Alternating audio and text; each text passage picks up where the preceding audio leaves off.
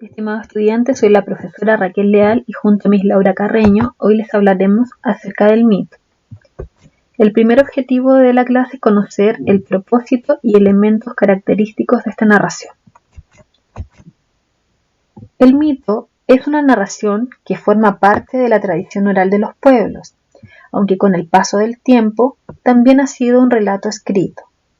Sus características principales son 4. La primera de ellas es que intenta explicar el origen de fenómenos universales. Esto lo podríamos definir también como su propósito, porque está hecho para explicar algo que podría ser inexplicable, como por ejemplo, cómo se creó el mundo, cómo se formó el mar, cómo se creó el cielo o cómo es que el ser humano llegó a habitar en la tierra. La segunda característica, sus personajes son seres sobrenaturales. Significa que tienen cualidades extraordinarias. Los personajes del mito generalmente son dioses, semidioses, héroes y monstruos.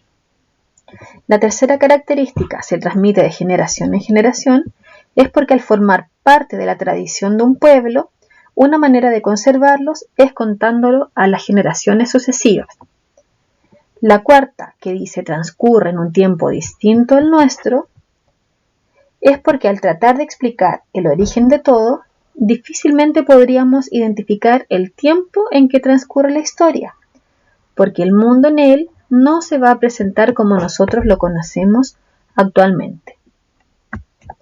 Los elementos del mito, al ser una narración, son los mismos que estudiamos antes: personajes, acontecimientos, tiempo, ambiente y narrador. El segundo objetivo de la clase es que podamos comparar el mito con la leyenda, ya que son bastante parecidos, pero establezcamos la semejanza y diferencia entre ambos. Acá en este esquema, en el centro tenemos los elementos que son semejantes y en los costados los que son característicos de cada uno de ellos. Partamos por su semejanza. El mito y la leyenda pertenecen a la tradición oral de los pueblos. Forman parte de sus costumbres, parte de un folclore. Por lo mismo, se transmiten de generación en generación para que se conserven con el paso del tiempo. Ambos son relatos creados con la intención de dar una explicación a determinados fenómenos de los cuales no tenemos necesariamente una explicación científica o comprobable. Los dos, al ser narrativos, presentan una estructura basada en 3 partes principales: inicio, desarrollo y final o desenlace. Ahora veremos sus diferencias. El mito es de carácter universal. Esto quiere decir que aunque cada pueblo cuente sus propios mitos, esos acontecimientos yo los podría ubicar en cualquier parte del mundo. Por ejemplo, podría haber un mito mapuche que hable de la creación del mundo, un mito Rapa Nui, un mito africano, pero todos se refieren al mundo en sí. Mientras que la leyenda solamente es de carácter local, es decir, habla de un hecho ocurrido en un lugar específico. La segunda diferencia es que el mito trata de explicar el origen del mundo, de fenómenos naturales, ya lo dije antes, como por ejemplo la creación de la Tierra. En cambio, la leyenda solamente se va a referir a un hecho puntual que haya ocurrido en una localidad.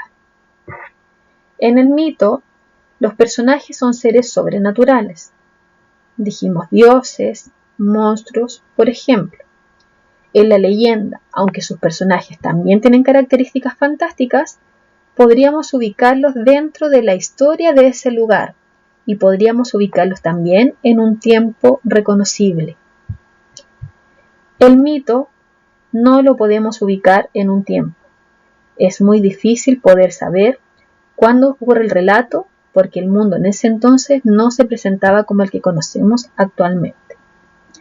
Esperamos que con esto te haya quedado un poco más claro. Te invitamos a que continúes realizando tus tareas, tu trabajo personal, y las diferentes actividades que proponemos en la página web del colegio. En ellos tendrás que comprender mitos presentados en forma oral y escrita. Que estén muy bien.